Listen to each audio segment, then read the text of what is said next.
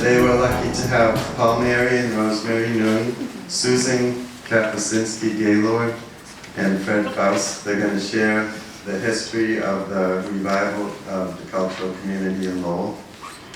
Thank you for Phil Lipschitz and for Caroline Gallagher for coming to tape the event. It's good to have this recorded. And this is a nice way for the Brush to kick off a 2-year campaign of celebrating our 35th anniversary, which is actually in 2017. But seeing as the park is celebrating their 100th anniversary, we're going to start now. So I'll turn this over to Paul, Marion. Thank you. So thank you to Jim. Thank you to the board of directors of the Brush Gallery for inviting us, all the artists who keep it going. We're here with a Genesis story today. In the beginning, there was the brush, and the brush made history. And we're going to talk about it in context of the larger cultural revival from the mid-1970s into the early 1980s, that window.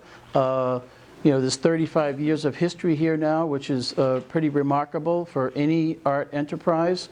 And so it's great that there's going to be a 2-year-long kind of retrospective and reflection on all the contributions and achievements of this as a organization and all the many artists who have been involved. So what's interesting is, and don't tell any militias, but we're actually on federal property. We don't want anybody occupying the Brush Gallery as some kind of a political statement. The superintendent of our national park is here, Celeste Bernardo, and the national park is the landlord, in this space, and it's sort of part of the whole first floor property with the visitor center and others. I want to talk about artists in national parks, just to sort of set the stage. And I want to thank those of you who already bought Mill Power, the story of the origin and impact of Lowell National Historical Park in the context of the Lowell revitalization. But I want to read a passage here to put in context this project in our national park. First national park is 1872, Yellowstone in Wyoming. And there's a connection I made between Yellowstone and Lowell in the book.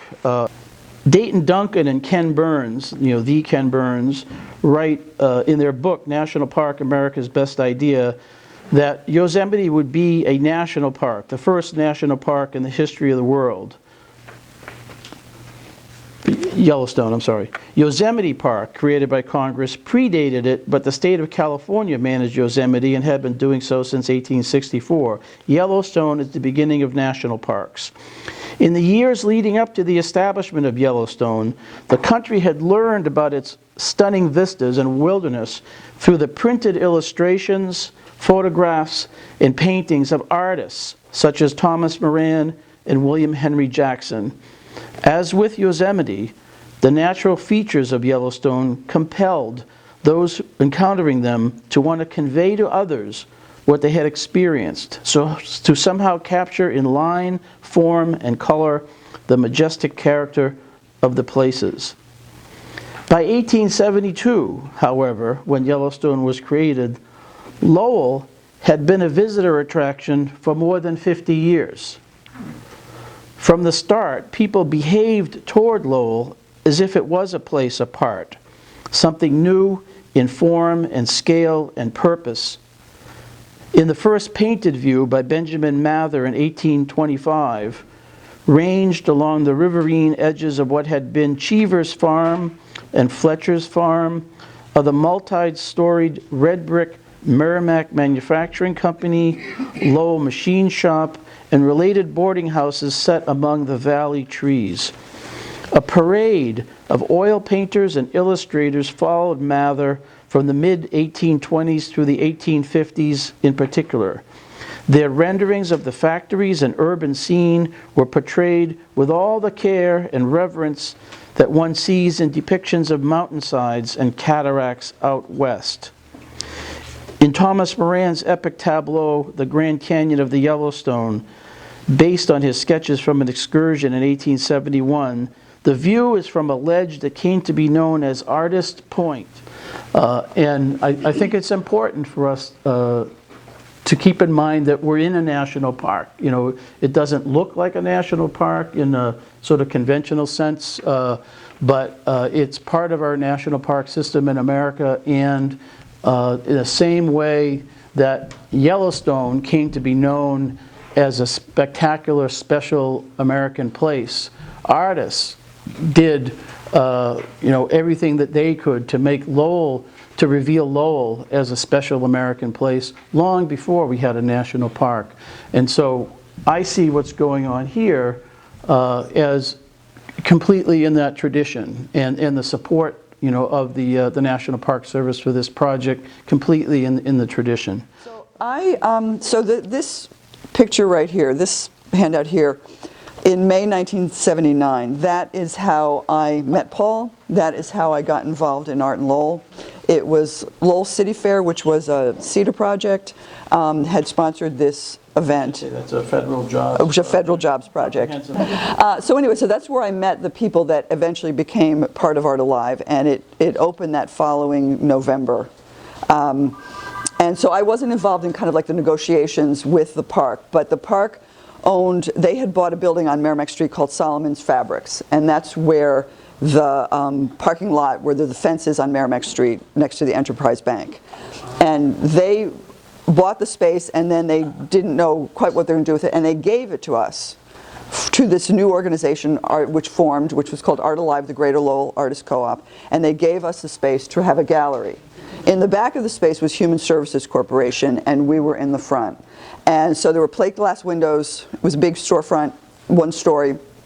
One side had plate glass windows. Well, they were all across, but one side is where we blocked it off, and we had 1 to 2 person exhibitions there. And then there was a brick wall where we had member shows. And so we were we definitely thought of ourselves as, first of all, I don't think we really truly appreciated how incredible it is that somebody just gives you a space. But anyway, we were given this space. We had,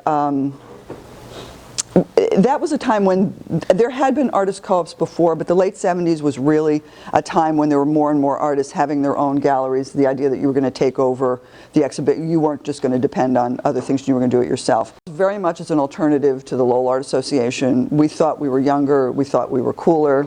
I don't know if we thought we were better, but we definitely thought we were in a different category. Part of that whole kind of co-op thing, so I was the president for quite a few years, but we did not operate like a normal thing. So we had a board of directors, but we never had separate board meetings. We would make all our decisions in a group meeting every month with whoever showed up. We didn't have Robert's Rules of Orders. We didn't use that. We had an agenda sort of loose, and you just sort of never knew what was going to happen. So one day we're talking about fundraising, somebody raises their hand and says, I think we should raffle off turkeys. And then somebody else says, I think we should have a cotillion. So then they have to explain that that's a semi-formal dance, and none of these things are really kind of our thing. So it was this very kind of rough and tumble, interesting. I mean, I spent a lot of anxious moments over this whole thing. And Bernie Petrozello, who's here, is one person that I used to go talk to a lot.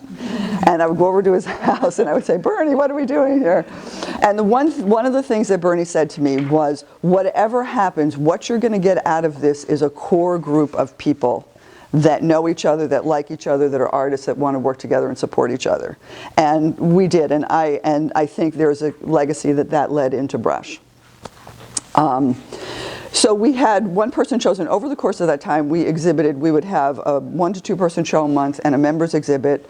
We had, so over the course of, I can't remember exactly how many years, but 6, an enormous number, a lot of artists got an opportunity. And it was so important for, I think, me and a lot of other people to have a place to show your work every month, to have a group of people that were compatible and were doing what you were doing, and then to have chances for one-person shows on a fairly regular basis. It was really an amazing thing. And so we were part of, I would say that art was not an easy sell in Lowell at that time.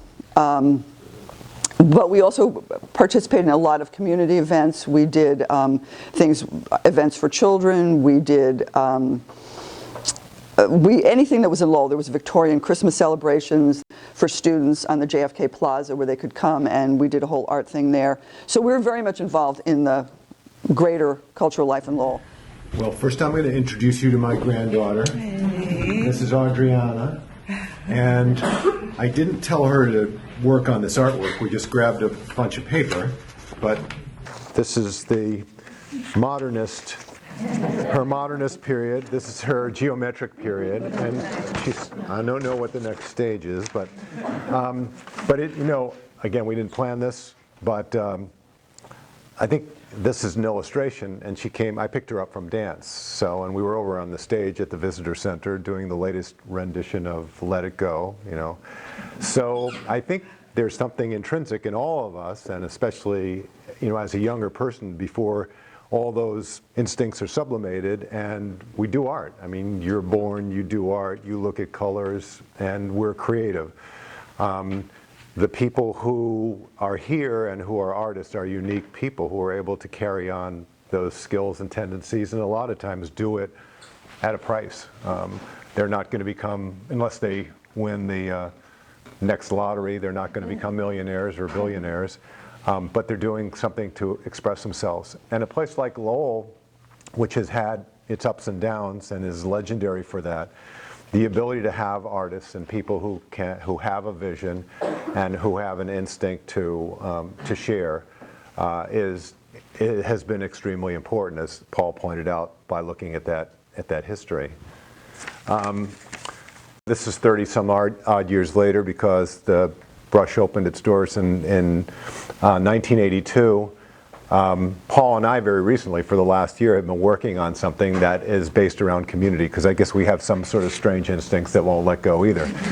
And we were recently describing some of the things we wanted to do to revitalize the city, or re-revitalize the city, and I can't remember who was talking, but they said to us, it's good at your ages that you still want to be involved in these things.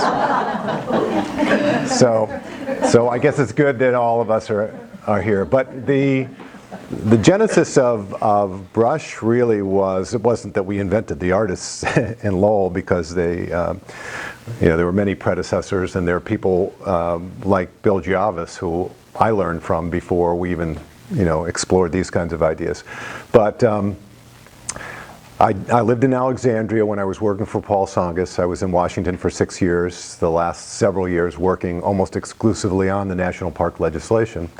And I had actually gone to Paul, speaking of, there are negatives to being younger and arrogant and all that kind of stuff. So when Paul Tsongas first came to see me, he said, I've heard that, you might be a good press secretary. Several people have recommended you. And so he said, but how come you called me a slinky? And we used to have like a sort of a fun Saturday kind of thing, and I did compare him to a slinky, one of those things that goes up and down the stairs, because he seemed to be running for office very frequently. And he said, would you be interested in being my press secretary? And I said, well, first of all, you have no chance to win. It had been a Republican district for 50-something odd years, so I'm embarrassed to even tell these stories. But anyway, I said to him, well, there's one thing I want to do. If you win, I really would like to go to Washington and work on this national park idea. Because I had seen Brad Morse and Paul Cronin at the time, and Pat Mogan, of course, present the idea. And from being in a place, and I had relatives in Lowell, but I'm originally from New York, I didn't know what these big red brick gargantuan buildings really were. And then as I started to find out, I found out that it was a story, and it was a history, and it was an important part of history. And having grown up in a suburb of New York, I never had that real feel for community. So I think the things we do, the things we did to establish here, the things that artists do, the things that Paul and I and others are still talking about, is all about community. And artists make for a wonderful community. And the fact that this has survived for this period of time, and there's still a community here, is rewarding, instructive, and says a lot about the people involved. Involved and the community. I walked down to the waterfront, and there was literally an old torpedo factory there. It was a concrete building, maybe similar to the giant building or the hub, the innovation hub building that the university recently moved into, but it was a raw space. And when I walked through, there were a lot of artists. There were probably 40 or 50 artists on various floors that were working on pieces of art. And the interesting thing to me was, they weren't reproducing the Mona Lisa. They were drawing pictures of their environment. So all of a sudden, there were pictures of steel windows, and there were pictures of the water outside and the piers, and normal things that you wouldn't think of, would be art. So I was sort of fascinated by that. I actually bought a work of art there that's still hanging in my foyer. And when I came back to Lowell, and when I was influenced by the Pat Mogans, we said, okay, well, what will be the arts and culture elements? So we came to this building, and we had a big fight with at the time people in the city, and then also the designated developers of this property, because they were really just interested in doing residential units, subsidized residential units. And that was Ed Fish and Peabody Construction. And again, I'm not criticizing them, because Ed Fish became a huge supporter of Lowell, but we were all learning a lot of things at the time. So they wanted just to make this all housing. And we said, well, it needs to be more than that. And so we negotiated, I think, Celeste could tell you, but I think a very favorable lease, so we could have the visitor center here, because the original legislation had anticipated the visitor center would be here, and it was an important strategic location. But we wanted more, so we started out where Lowell Telecommunications is now, with a food court kind of endeavor that did not survive as long as this space. We also went from an asphalt courtyard that was going to have nothing to a brick courtyard where events could take place and there could be dynamics and interaction. So I think that people have done here and in Lowell in general is to make everything a little bit better. And that certainly goes for the arts community. And as we go forward and as we look at our revitalization plan, the funny thing is we had a Lowell Heritage Partnership meeting the other day, and I'm in real estate and economic development, and Pat Mogan always had to keep me honest. This is not just about bricks and mortar. He probably told me that 112 times. So at this LHP meeting, we did the thing, and we talked about the canals, and we talked about artists, we talked about culture, we talked about what could be pioneering for the city, and events, and making things active.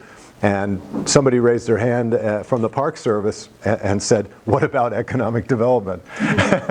So this is economic development, and this is the kind of thing that comes first, so that you do have true economic development, you attract people and creativity, and you do things that are stimulating and that are our natural instincts to do in life. So I was hired in 1983, and I was the junior person at the Lowell Historic Preservation Commission, reporting to Jim St. Clair, who I think we should mention and acknowledge, maybe? Right, Jim St. Clair was one of the first hires by Fred at the Historic Preservation Commission as the first Cultural Affairs Director. Jim was a Massachusetts guy who had been in the Peace Corps in Samoa, and I don't know how he actually heard about the job, but he applied. Fred might know that story. But in terms of our topic today, Jim is the one who came up with the name A Brush with History. And as I remember it, he had gone for a walk along the river, and the sky and the clouds opened up, and he came back and he said, I have the name. And he said, I want to call it A Brush with History. So my first day at the Preservation Commission, I meet with Jim St. Clair, who had been my supervisor, and we came here. So about 9:30 in the morning, and we came here, and my introduction to Brush with History was at mediation. Two artists were having a problem, and it just kind of shows the strong nature that artists have that drives them to great successes. But sometimes it's not a natural kind of group instinct.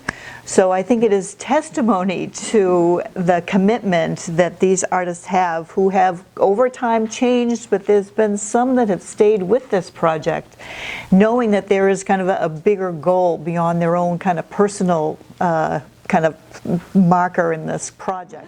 So we made it through the first week, and the second week I got to work, and on my desk was a little note that I still have from Jim St. Clair, and it says, "Sorry, sometimes things don't work out."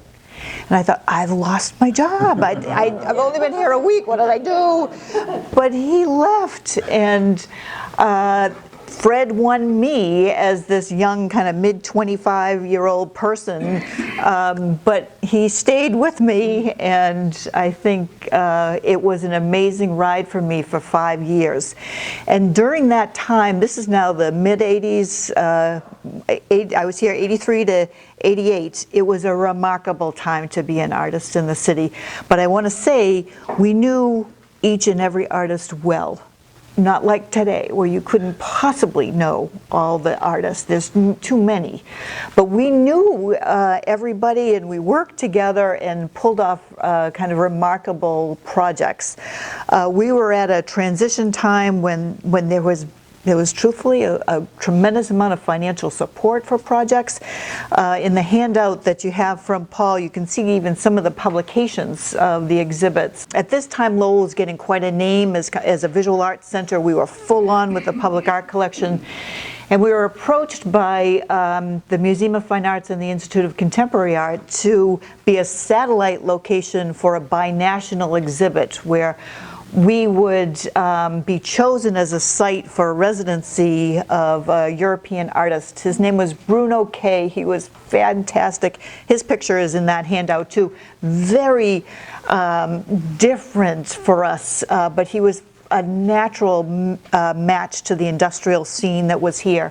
So we were a site for this binational. This incredible artist did an installation here, and then brush artists were all invited to the ICA and the MFA to see those exhibits. So it was a heady time, and I will remember those times with great fondness. One particular memory is being in the window, must have been through there, when Prince Charles came. He came to the courtyard and was there with An Wang, and we all had to kind of find our spot because at a certain point you couldn't move. And I got a great view of Prince Charles right at the Market Mills courtyard. It was like he was an HVAC artist, working with sheet metal and just large scale things. And you can see his picture, really, kind of bizarre in a way. He's hanging from a chain, in the handout that I gave you, and he's amid pipes and things like that. So yeah, it was incredible, and there's an amazing story here, for both the resident artists and then the exhibits that came through. Whether they're the big regional New England exhibits that have been here in recent years, but then all kinds of special exhibits. The brush really helped put visual arts on the map. And at the time, one of the things we were working with this as a kind of a co-op type operation with artists in place, but we were also trying to entice artists to come to live in Lowell, and we were going to Waltham and Somerville and practically begging people to think about maybe moving up here and taking a loft. Who would know that 30 years later there's 600 visual artists in Lowell, dozens, scores of them actually living here in lofts or with living workspaces. It's just astonishing what's happened, just in the visual arts track in terms of the Lowell cultural renaissance, never mind, MRT and, the literary stuff and dance and ethnic arts and so forth. So it's really, really remarkable. Seeing the torpedo factory, one of the requirements there was that studios would be open a given number of hours. And that's something that we wanted to do here. So I'm sort of smiling and remembering some of those as Rosemary is referring to. Not every artist wants to really share their hours at every moment. But because this was federal money and it was subsidized, that was just a criteria that we established. So I do remember there were some interesting discussions because you have the Bill Javises of this world who, if he's not visiting with someone, he'd probably grab your elbow bring you into the studio. And other people who want, you know, some solitary time. But so I think that was something that was established here, and I'm not sure how that worked out over time and what the rules still are, but that was one of the reasons that we justified, you know, spending federal dollars, was to be able to have that interaction and to have visitors be able to come in and see art created and have a dialogue with artists. Yeah, I just also want to recognize a couple of people here. Curtis LeMay walked in. Curtis was a Lowell Preservation Commission member, so say hi to him. And Gloria Politis was on the cultural staff of the Preservation Commission as well, so thanks for coming. This was actually an idea of the Preservation Commission to have a gallery space and then artist studios, which could be open to the public. And what's really amazing to me is that the last, I don't know, like 5-10 years, they've taken the doors off of these. We had some beautiful doors that were very expensive doors. We still have them. And they're still in the back hall. And they've since taken those doors off. So these spaces are now virtually public spaces. They don't have their privacy any longer. So the artists that are using the spaces here are very adventurous, and I'm sure they're the kind of people, you know, like Chrissy and Jay, who will pull you in and say, "What's happening? Let's talk about stuff."